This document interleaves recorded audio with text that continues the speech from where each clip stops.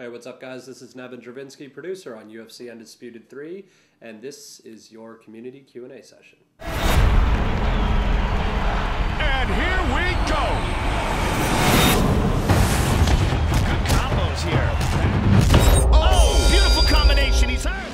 So the amount of fighters in UFC Undisputed 3 is actually pretty impressive. On disc we have over 150 fighters as roster fighters.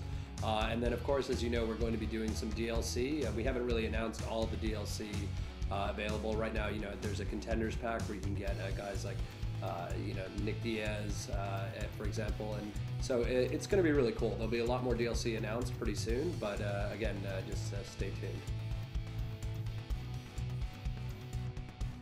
Yeah, I mean, DLC is a really big focus for us this year, and you know, obviously it makes sense that the best part about having a fighting game is having fighters available as DLC. And what I think most people don't realize is how long it actually takes to build these fighters. You know, each of these fighters takes about 8 weeks to build. They cost the equivalent of a mid-sized car, you know, and there's a limited amount of people that are actually building the fighters themselves. And what people don't realize is we lock the roster maybe a year to a year and a half before the game actually comes out. So we work with the UFC to, you know, pick 16 or so people per division, who's going to be the most relevant, not only 1 year from now, 2 years from now, but 3 years from now. And sometimes just due to licensing restrictions, you just don't have guys that are available. I mean, 2 years ago, there was no thought of Alistair Overeem fighting in the UFC, and now, you know, he's available for free as a, you know, DLC for you if you like our Facebook page. So again, you know, we are just as big as fans of the sport and the brand as anyone else, and we want to make sure that every fighter gets in there that's possible. And sometimes, you know, when people don't make the cut on the disc and we're able to get them later, you know, we work it out as DLC. So, you know, again, just stay tuned, and I'm sure you'll see a lot of really cool guys coming down the pipe.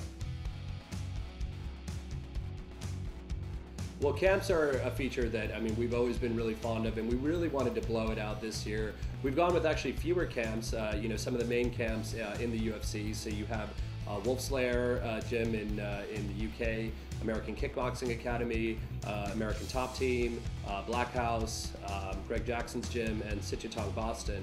And what's great is that you learn specific moves from each of these camps. So it takes on a much more kind of special meaning. You have to kind of decide which camp you want to go to, or when you replay your career, you can, you know, choose a different camp, and then eventually you'll align with that camp for, you know, the duration of your career. You'll get access to the camp logo, and you'll actually see the camp trainer appear in your corner. So it's a really much more intimate experience with camps this year. We've actually modeled the gyms of those camps. So if you've ever seen a countdown show on a trip to Wolf Slayer or Greg Jackson's gym, for example, you'll actually be playing in the same gyms that those fighters are training in real life. So it's a really, really cool addition to the game, and I think when people see the detail, they'll be quite amazed with it. Yes, Pride fighters fighting in the UFC and UFC fighters fighting in Pride. I mean, that's the hallmark of this year's game, you know, being able to create these fantasy matchups, historical matchups. We have mirror matches this year, for example, so online, you know, people can not have to worry about racing to get to the pick the top guy in that division. But what's really cool is that aspect of being able to play, you know, fantasy matchups. You know, in Germany at Gamescom, Wanderlei Silva was our guest, and I was playing a match showing him Pride era Wanderlei fighting UFC era Wanderlei in Pride rules. You know, so it was really cool to kind of see a stare down between Wanderlei and Wanderlei with real Wanderlei watching. It was the nexus of the universe, but again, the focus this year is play this game however you want, in any way that you want, and you know, we want to give as many options to the fans as possible. Absolutely. I mean, those make their way back.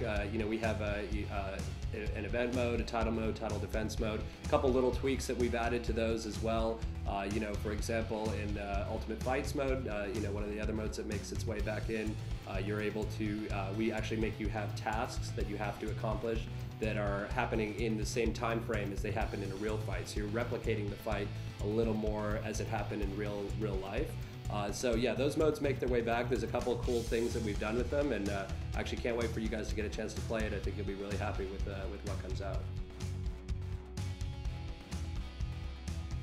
Yeah, entrances is something that the fans have been asking for a long time, and now also with the inclusion of Pride, it really just makes sense to have entrances in the game, especially since we have Lenny Hart, the Screaming Lady, and in the game yourself, when you're playing in your career, when you get into UFC style fights and Pride fights, you can customize your entrance, your walkout music, your lighting scheme, as well as your walkout animation. So it's something that we haven't had in previous years, but extra time for development just means more content for the fans.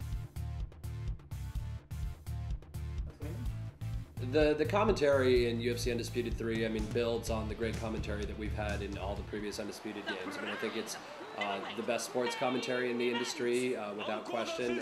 And to that end, we really push, in UFC mode, Joe Rogan and Mike Goldberg, they have a lot of intimate knowledge about these fighters, about the history of these fighters. And what's really cool this year with Pride Fighting Championships, it's essentially a game within a game.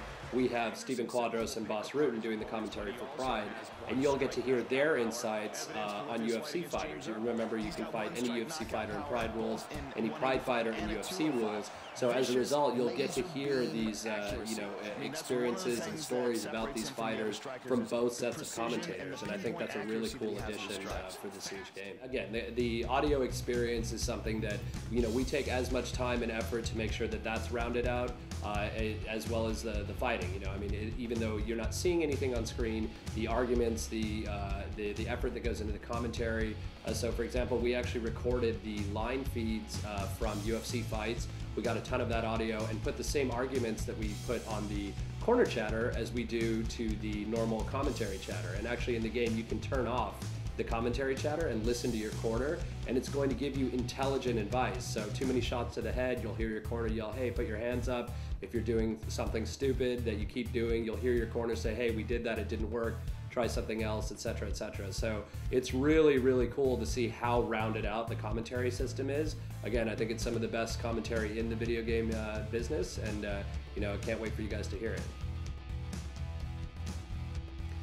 Well, the realism of the UFC game, of the UFC, is something that we really pride ourselves on. So yes, the ring walks have been tuned as well.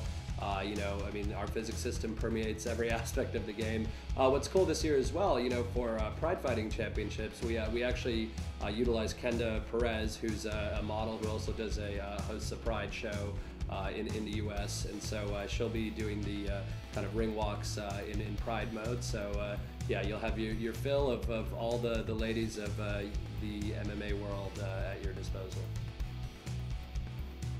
Well, improving the online experience has been a real focus for us on UFC Undisputed 3. We recognize that to ensure the longevity of this game, people are playing it competitively, they're playing it online, and we've taken a lot of steps to really improve the online experience. To that end, this year, for the first time, we did an online alpha server test that was really meant to stress test our new servers. Previously on UFC 2009 and 10, we used a lot of middleware for our online solution. We've gotten rid of that and brought a lot of those aspects in-house, created our own solution for it. And I think things like the online alpha server test are really going to help us mitigate any problems that happen at launch. Yes, doctor stoppages, it's something that's synonymous with the sport, and it does actually happen in UFC Undisputed 3. It's rare, but if you keep attacking a specific section of the face, for example, you'll end up creating a cut, and there are definitely doctor stoppages. But this year, to that end, to kind of combat that, we've introduced this competition spec in the game. You can actually turn off all the random elements. This would be flash knockouts and doctor stoppages, much more conducive to, say, playing in a competitive tournament style of play. So again, yes, doctor stoppages are available. They're rare, but they do happen. But at any time, you can turn them off by going into competition mode. Well, what took us so fucking long was, we just have a ton of content in the game this year. So when you look at the WEC weight classes were added to the game, Pride Fighting Championships, which is essentially a game within a game. You have new animations, new fighters, new commentary, new entrances, and just really, tuning the heck out of our system. I think, from a production standpoint, I'll always take more time. It just means a better end product for users. The rush to get a game out on an annualized cycle, most people don't realize when you start doing it that way, you're limited in the time of development that you have in a year. You don't actually have a full year when you take into account manufacturing time for the physical product, submission time to first parties, and then the point where you actually stop development and get it ready for testing and submission. So as a producer, I'll always take more time, and I think it just made for a better game. More time for development just means more content for the fans and more time to polish the content that makes it into the game. Well, I mean, there's so many reasons to buy UFC Undisputed 3. I mean, but if I had to, off the top of my head, pick 3, I would say number 1 being the roster. I mean, this is probably the most absurd roster in a fighting game or an MMA game ever. I mean, 150 plus guys and more guys coming with DLC. Number 2, just great MMA gameplay. I mean, we did our focus tests differently this year. We started focus testing from the beginning of development, brought in guys from the hardcore Undisputed community, guys that were at the top of the leaderboards for both Xbox Live and PlayStation Network, as well as guys who play fighting games, fighting game tournaments professionally, as well as casual sports gamers. And we made a game that really can be played at the very high end on a very high level, as well as more accessible for new users. And I would say, obviously number 3, the top reason to play is Pride Fighting Championships. I mean, stomping someone in the face, soccer kick to the head of a downed opponent. Once you see it in game, once you actually get to do it yourself, I mean, it's one of the greatest experiences ever. And the fact that you can bring any UFC guy into Pride rules and any Pride guy into UFC rules, it's amazing. But yeah, that first face stomp you do, it'll be something you remember for a long time.